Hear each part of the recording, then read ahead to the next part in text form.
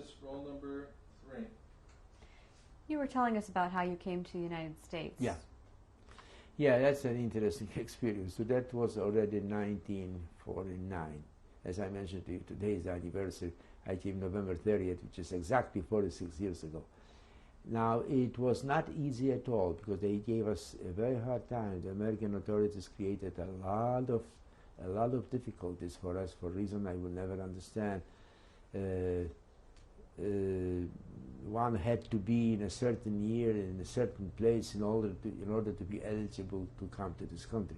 Eventually, a friend of mine who was working for the employment office for me, a Hungarian Jew by the name Naiman, found his uncle in the United States. I remember as it happened today. His name was Levinger. This uncle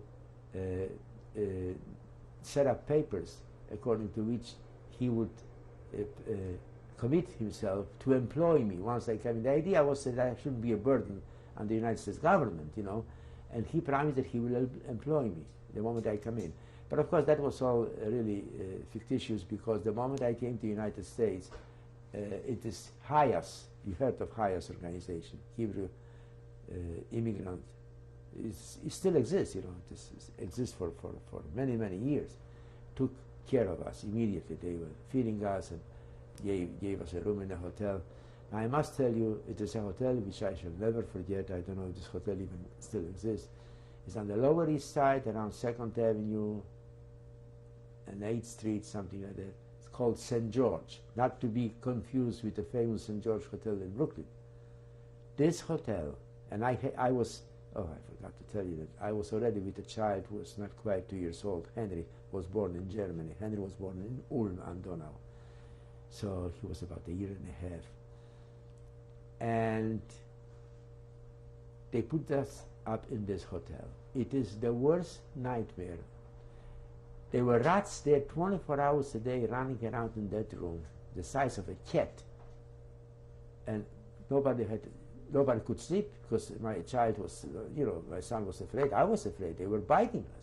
Unbelievable. Unbelievable. Huge rats. That was the hotel that HIAS provided for us. They were feeding us all right, okay? And I was there about 3 months, which was like 300 years.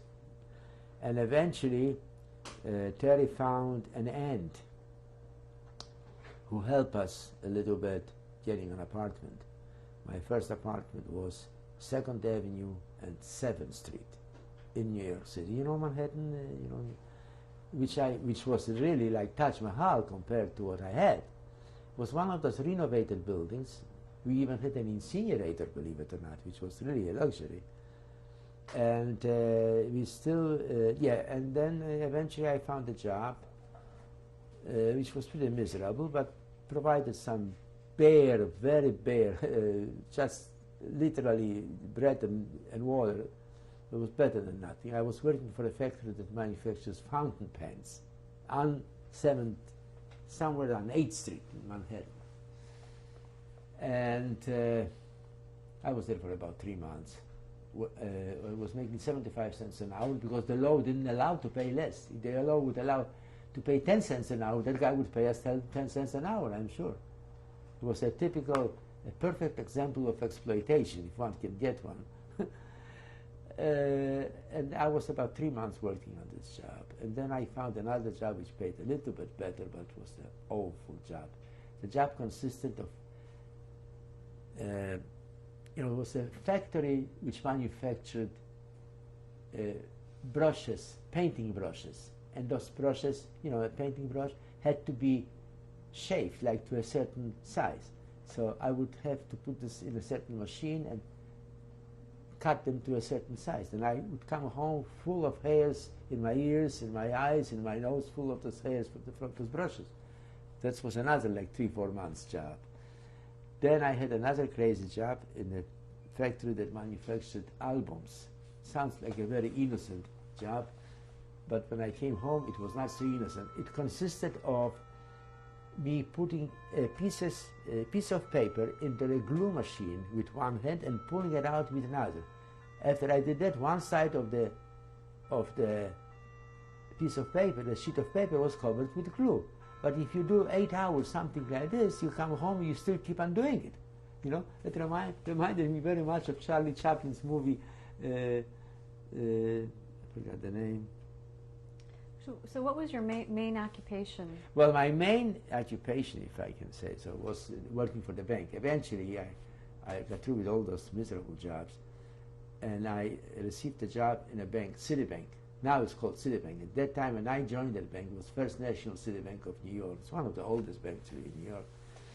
And there I was trained by somebody who was already working there like 20 years in the area of letter of credit. I don't know how much you know when you don't about it, but it's a very hectic job, a lot of pressure, a lot of tensions. And with my luck, the guy who was training me was a Pole, a bloody anti-Semite.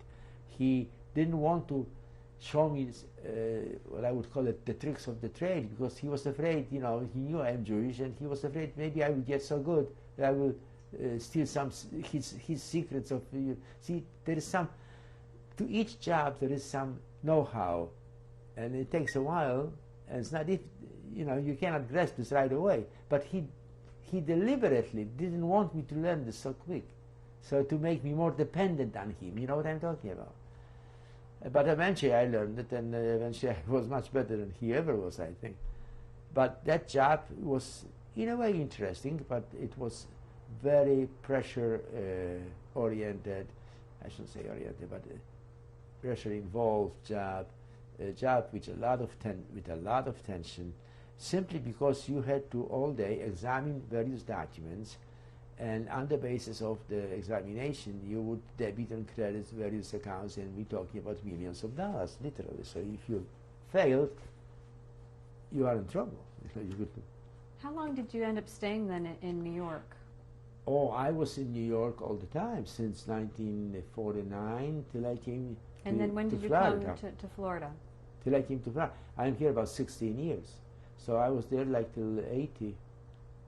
Yeah. And you married, what is your spouse's name? Pardon me? What is your wife's name? My wife's name? Terry. But her original Jewish name is Tauba. T-A-U-B-A. Tauba. That's And your children?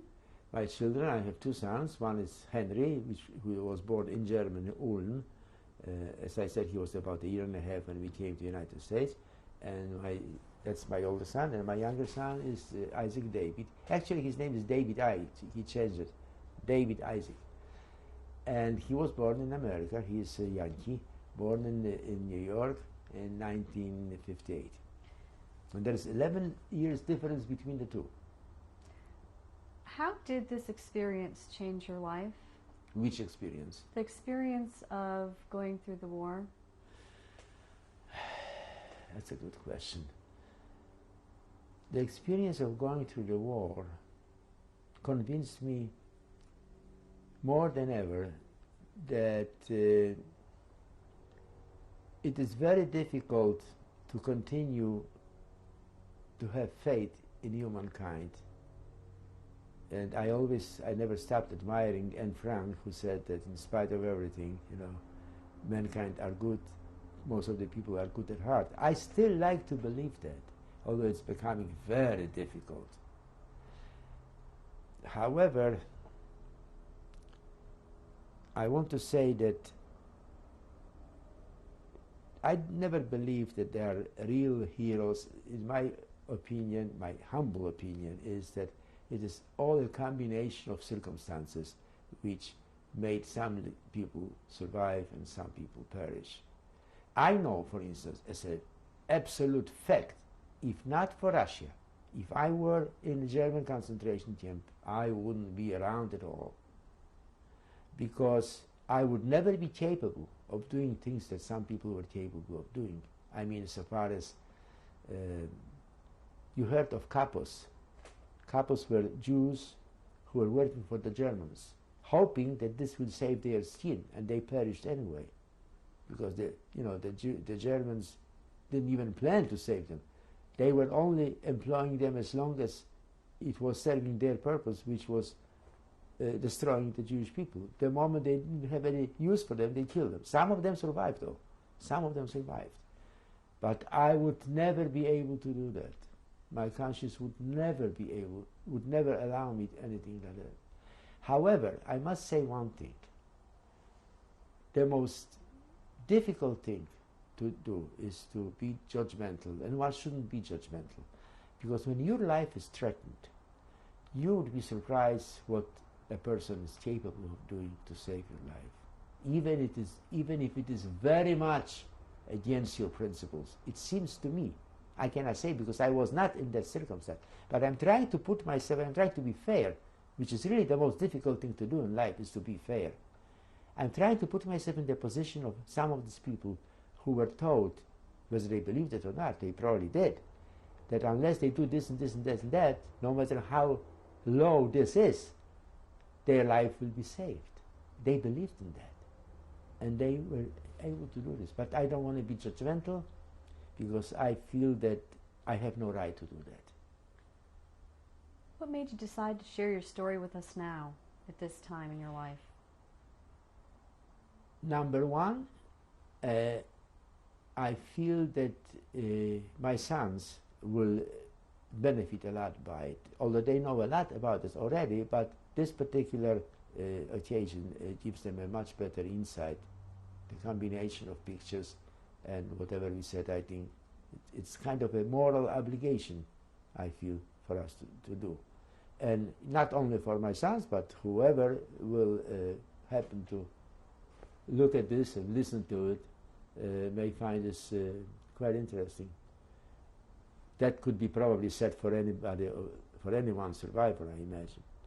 But like I said, ours is sheer miracle. Sheer miracle. My meeting my wife Terry is absolute miracle. 5,000 miles. Imagine that we didn't pay or hardly paid any attention to each other, being neighbors in the same building in Warsaw before 1939. And here we meet one another in 1942 or 43, deep in Russia, where in huge country, and here we see each other, and here we are. It's totally unbelievable. It's really something for the movies. If you could say something, a message of some sort to pass on to your children's children, what would that be?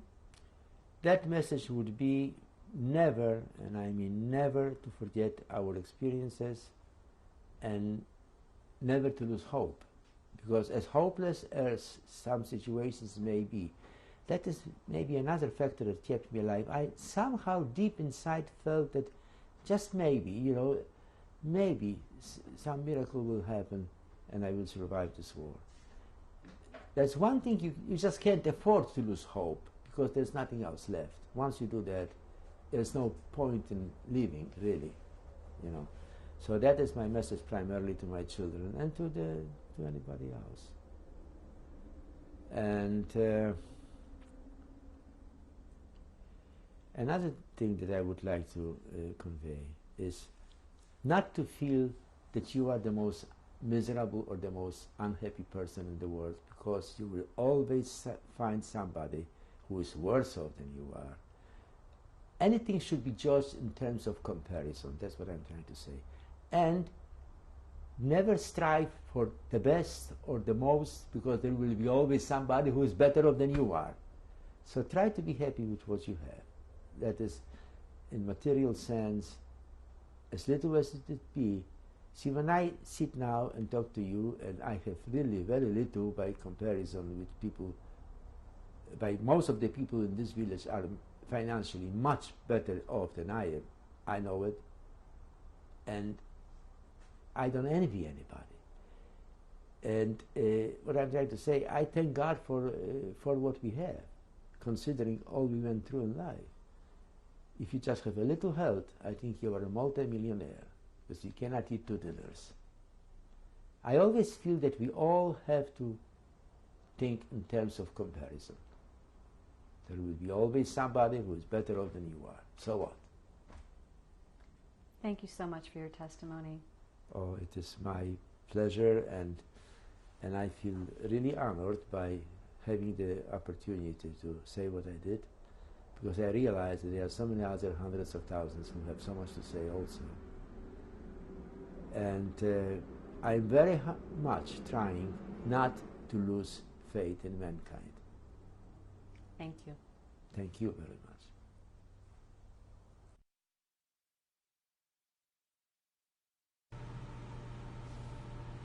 This is my wife, Terry. Her original name was Tauba, but in America she is Terry. And we are married for 50 years, and we seem to love each other. It's true, we have together a very understanding life, and just hope to happiness from children. That's right.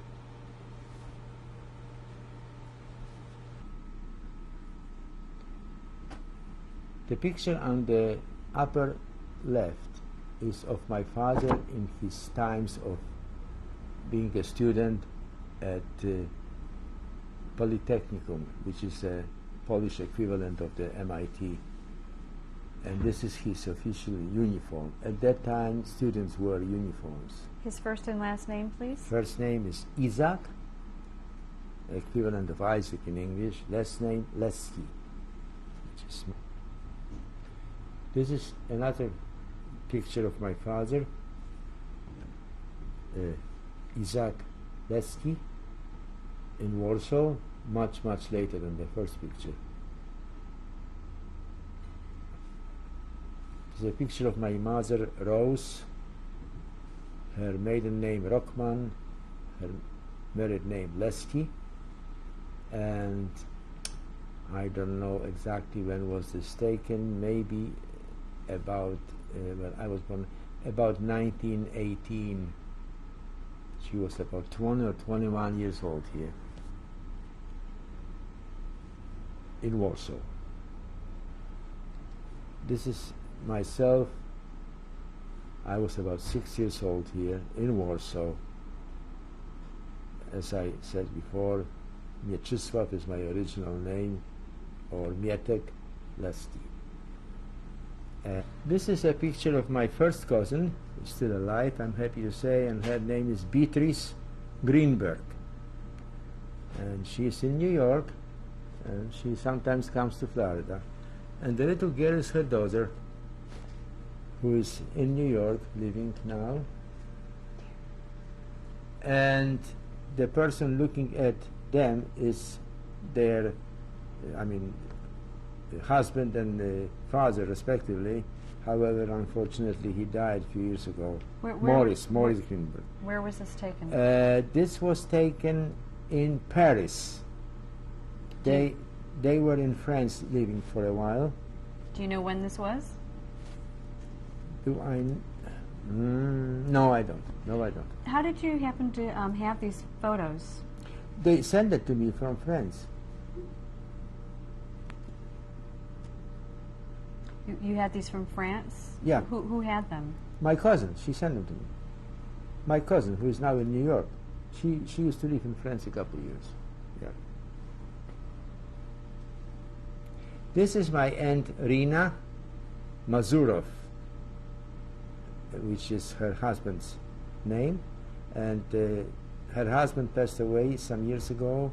She was living in Argentina for about 47 years in Buenos Aires, and eventually migrated to Israel, and I don't even know for sure whether or not she's still alive. What was his first name? Sim, or Sam actually. And do you know where this was taken? No. That's quite some years ago, because if she's still alive, she's much older than that. Much older.